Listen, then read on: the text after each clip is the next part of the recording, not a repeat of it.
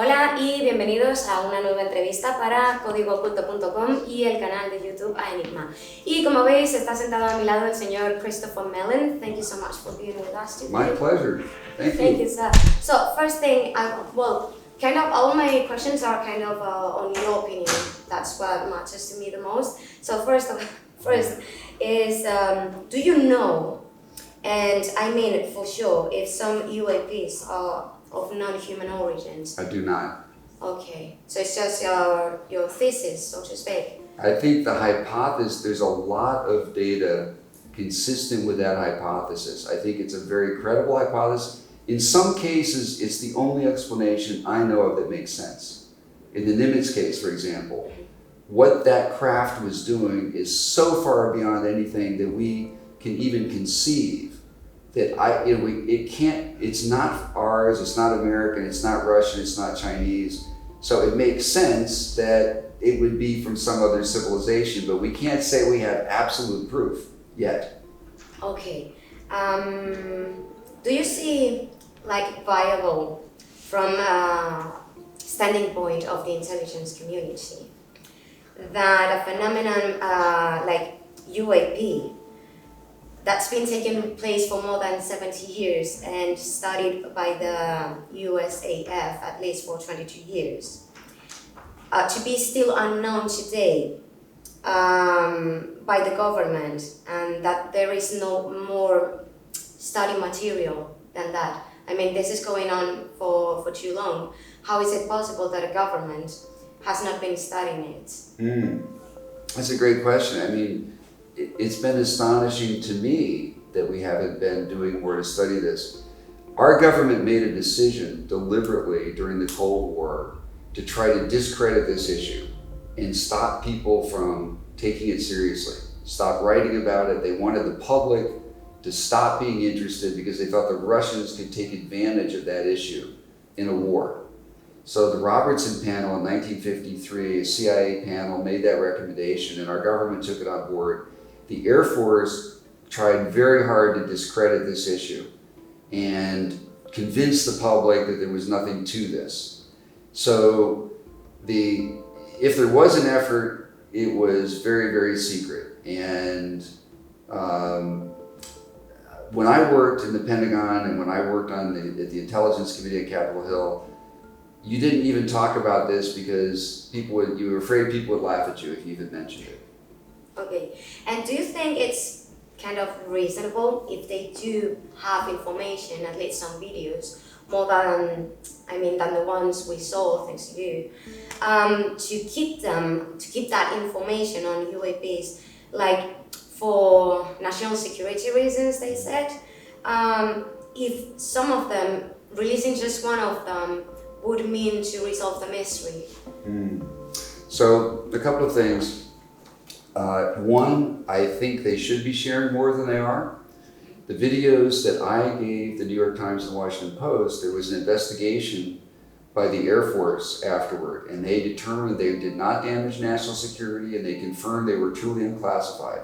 I know they have many other videos like that. I've seen some of them myself, and I don't understand the inconsistency, how they can justify keeping these other ones classified when those not only did not damage national security, they helped national security because they got us finally interested, acknowledging that there's an issue, and helped the government make progress in trying to close these gaps in security and find out who's coming into our airspace. That was important progress. Even if you only were interested in national security and not science, that was valuable progress. So I disagree with the classification policy right now. In some cases, the sources of information do need to remain classified. We have some capabilities that we're developing at great cost and expense that provide very, very valuable, important warfighting information that we need to protect and preserve. But there's many other sources of things like these videos that could be released, and if they were released, I think it would help science, and I think it would be good for everybody.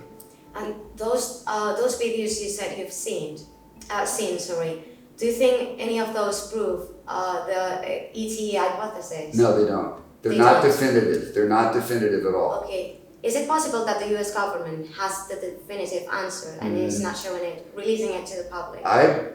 I believe there is more compelling information.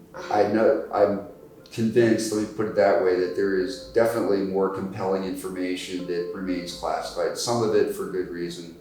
But I think if the other information that the UAP office has that they're briefing Congress behind closed doors, if all of that information went public, there would be a greater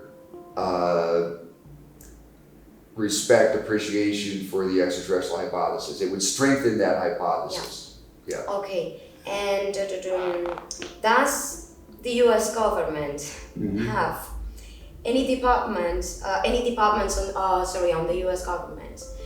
Do they have any technological materials from ET? That's what we're trying to find out. So there are people that tell me that the answer is yes, people who are credible. There are other people who are equally credible who tell me no.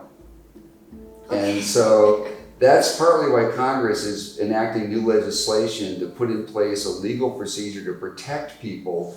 So if you were part of a program like that and you've signed a bunch of secrecy agreements, after that legislation is enacted, you'll be able to come forward without fear of prosecution and provide that information to this organization and to Congress.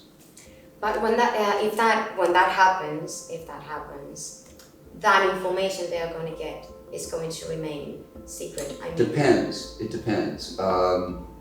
Initially, it likely would remain classified, but Congress has never received confirmation that this is true. If they do, then that's a new game, it's a new day, and they will have to have a discussion among themselves. Do we keep this secret? Do we think the public should know? Do we approach the White House and talk to the president? And do we advise him to make it public? And also, the more people know, the more that the information is so red hot that if that information begins to circulate, it could also leak into the public domain. There's a greater chance that it could go public. So, but you're right, it won't necessarily go public right away. The issue is that if that information remains secret, ufology itself can't advance. Only the US government is going to advance.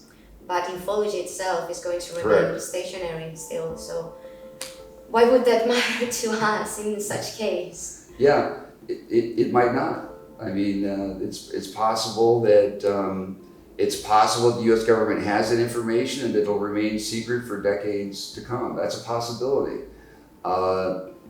Nevertheless, we're making huge progress, and there's a much greater chance than ever before of more information being made public. And also, don't forget, there are groups like the Galileo Project at Harvard, independent outside of the government. They're conducting their own studies, and they plan to make everything public, like standard scientific procedure. So more scientific organizations around the world and more governments are doing more of their own studies and inquiries. So there are various sources of information, not just the government. It's so far, when I got involved in this issue, nobody took it seriously at all. Now we're talking about, oh my gosh, maybe we're going to find out we actually have proof. Maybe we're going to be able to say, even if we don't have proof, we're now using the apparatus, all the satellites and all the sensors are being used now to start collecting. So even if there is no crash debris, we may discover now that we're looking, we may find new information that proves this. One of the things that I have suggested, I've repeatedly asked the Congress to ask the Defense Department is, what about anomalies in space? They keep talking about UAPs in the air. Yeah. What are we seeing on orbit and what are we seeing in space? Because if we're seeing anomalies there, and that isn't necessarily proof, but if that information even is released to the public, nobody can say it's helicopters or Chinese lanterns or that kind of thing. And once again, that's another big step forward that takes us closer to the truth, because that's very hard to explain. Yeah. If we're seeing maneuvering intelligently controlled objects in space. Okay, completely unrelated question. Mm-hmm. I'm sure you know about this, but I want to have your opinion. What do you think on Lacatsky's affirmations on skinwalkers at the Pentagon? Which allegations in particular? Yours and Lou's, basically. Well, I mean, I know those people, I know all those people. I think Dr. Jacques Vallée and Hal Puthoff and Colin Kelleher and Dr. Eric Davis, and I've discussed all these things with them. And there are good people there that were doing serious research. They did not have a big budget, did not get any support from the Pentagon writ large. They were doing the best they could with what they had. There seemed to be some serious anomalies that they identified. It's very hard for anybody, including them, I think, to know quite what to make of all this. And when I talk to them about it, they don't have a clear theory, oh, this is what's happening. Mm-hmm. They have stories, they have data, they have information about anomalies that are very hard to explain and understand. And I think it's worth pursuing research on all those things. But what can be done on a department or an office without funds?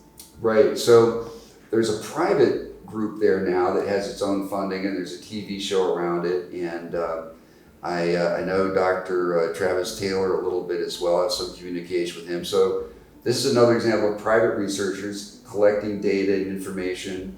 I think people in other parts of the world are seeing some similar things. I've seen some indications lately that a couple of other groups have been finding similar sorts of anomalies with their own instruments in other areas. So I think it's so radical, it's so strange, difficult to process and understand. It's going to take a while to make sense of this. But the good news is that there's activity going on, efforts being made to do that. Okay, well, I'm guessing if you are in an office without funds, as I said, perhaps you can collect data, but you won't be able to analyze it properly. You don't have the funds to go to this. Well, you're talking about ATIP? Or you talking about DOD OSAP, or... Well, ATIP and OSAP are dead. Yeah. They're dead. And I know. Yeah. So the government now is getting much more money to do these things. Well, since I was speaking about Lacatsky's affirmations, he was referring to the time period between 2012 and 2017, right. of. So that's why I'm guessing what Lou was able to do. Here's what's different. So what happened then was the Senate Majority Leader earmarked $22 million to do research. He thought the Pentagon was going to make a good faith effort to study UAPs, and they didn't. They gave the money to a contractor, then they just said goodbye to the contractor, right?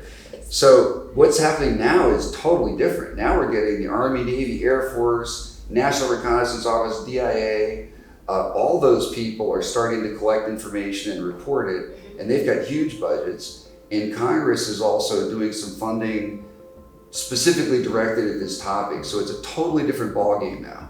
There are more resources, much more resources, and it's not as much a question. We need some specific resources, but there's a tremendous amount. The expensive thing is the instrumentation. So we have multi-billion-dollar satellites that are already built, deployed, and they're up there, and now they're starting to use them. So if you think about that level of funding, if you think about the amount of resources that is being tapped into now, it's huge. I see. Well, thanks for your honesty, sir. Now, I wanted to touch as well on to the Stars Academy issue. Mm-hmm. So, sorry, I had it here. What happened to it, first of all? Well, first of all, I guess I should say I was an advisor to the Stars. I was not an officer of the company. Yeah. So I can't really speak for them or anything like that. But I think basically what happened was the company didn't have enough money to do its entertainment, education mission and research. So they had to prioritize, and Tom, correctly in my view, decided to focus on where his greatest expertise was, which was music, movies, entertainment and that sort of thing. Now, as I understand it, his goal is still, if he gets enough money and has enough success, to then start funding research again. But for the time being, he's got to get his foot on the ground and get the company up and stable and generating revenue. See. Well, that's reasonable. Sure. Now, this next question, I'm asking this really respectfully, okay? But I wanted to have your opinion. What do you think about those affirmations some people are saying that the Stars Academy was operating like kind of as a Trojan horse for some intelligence program to get its foot on the ufology scenario? Yeah, I mean, media? that's silly. That's nonsense. Silly. Yeah, that's silly. I mean, the funny, so, yeah, there's no, I can see why some people would think that, because I have an intelligence background, Lou has an intelligence background, Jim Semivan has an intelligence background. We were sort of outliers in our community looking for an opportunity to collaborate. And Tom created this organization, and you know, I wasn't getting paid, I wasn't the payroll, but Lou was able to get paid to do what he does and get a job. There was no money coming from the government. If there were, they would still be doing that research, right? But there was some private fundings, I believe, right?